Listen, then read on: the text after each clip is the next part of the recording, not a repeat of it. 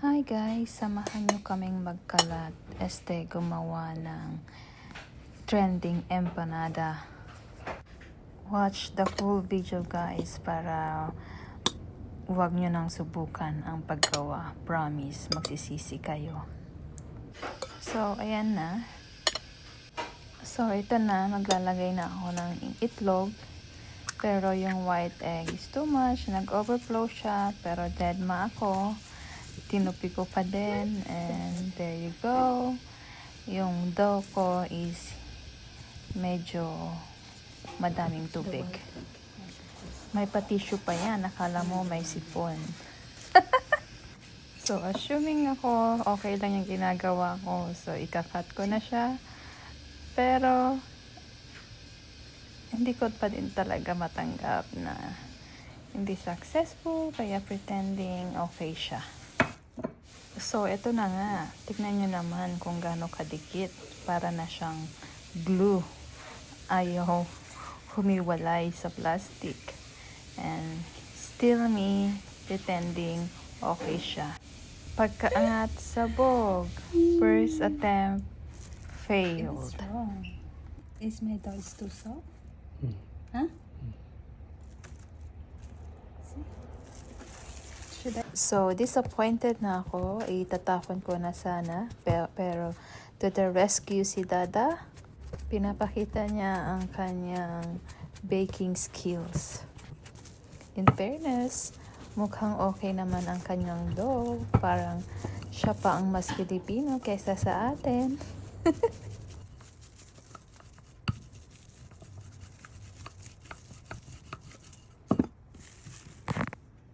Let's see, our second attempt kung magiging successful or what.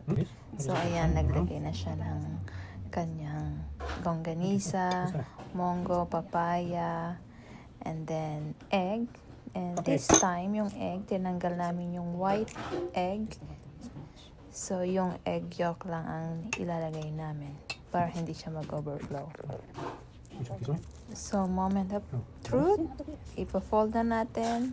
There you go. Looks okay. So, ituloy-tuloy na natin to.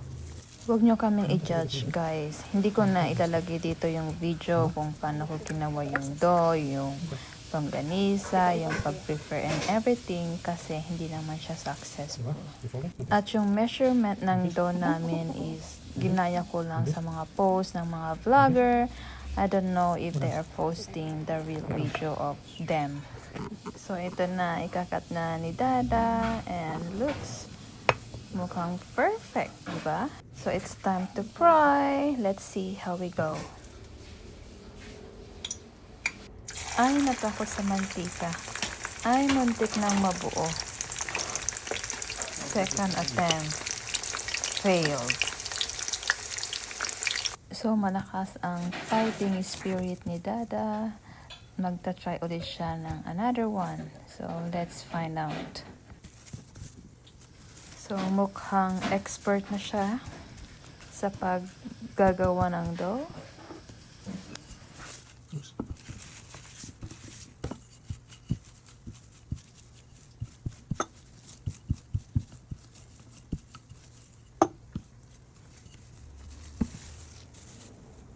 My wife did explanada.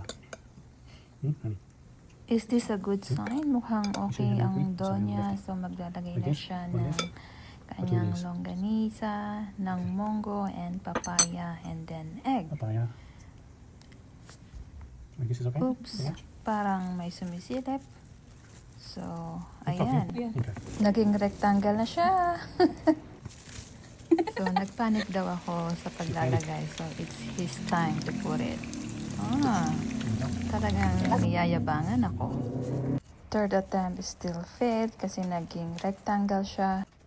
Empanada namin. So, let's try for another fourth time. So, we gonna try and try until we succeed. Let's see kung magsa-success tayo.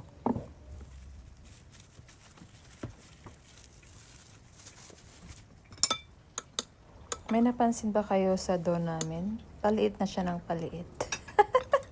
So, dito nagtatalo na kami kasi gusto niyang ilagay yung scrambled egg. Just put the whole. Kasi nga tinatanggal ko yung white egg and may nabitak kaming egg kanina. So gusto niyang gamitin Wait, yung what's the scrambled. difference? There's a difference, Ano right? daw yung difference ng scrambled at hindi scrambled. But of course, hindi tayo papatalo. So tayo ang masusunod. So moment of truth. Tutupi na. Mukhang okay naman, pero ang ating dough ay paliit ng paliit. Ang ating empanada ay paliit ng paliit. At ang dada ay mukhang expert na, guys. So, let's cut. And okay naman siya. And iti-take over niya ulit ang paglalagay. At wala na siyang tiwala sa akin. At baka mabitak ko na naman. So, fourth attempt is so-so. At least may buo na tayo. And now, this is the last attempt. Siya na ang gumagawa, guys, dahil disappointed na ako at this point. At gutom na din ako. So, Esplanada ito na, disaster. guys, ang aming last dough. And sinasabi niya dito is a disaster na daw ang ginagawa namin. At itong dough niya ay binabash niya na Also kasi seeing the piece and it's like hindi siya ganun kanipis. Makapal siya at sinasabi niya ang kakainin namin ay parang cupboard.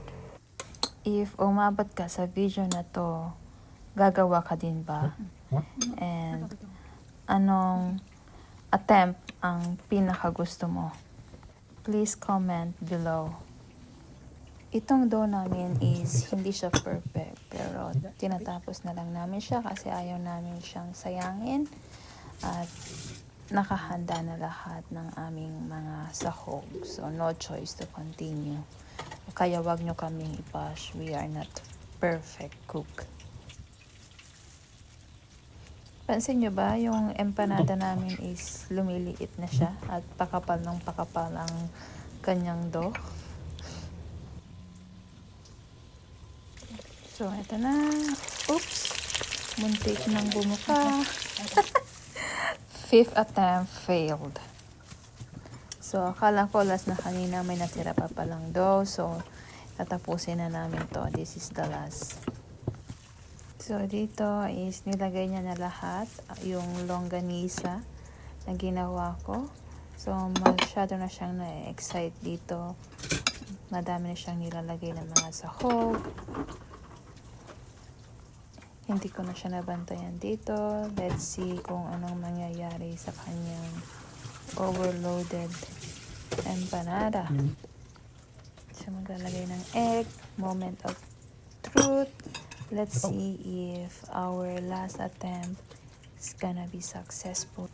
Oops, muntik nang hindi magkasya. Pero syempre, It ain't happy. gagawa niya yan ng It's paraan. not happy. It's not happy. honey. So, ang sinasabi niya dito, hindi daw siya masaya sa ginagawa niya. So, sabi ko naman, ako din, hindi ako masaya. So, it's time to cook our fifth one. And tingnan nyo naman po ang aming fourth attempt na bukas na talaga siya. And this is the last. So, finally, natapos din. So, yan ang 1, 2, 3, 4, 5 batch or attempt namin. I swear mga mamshi, huwag nyo nang subukan kung ayaw nyong ma-stress. Bumili na lang kayo. Okay, bye.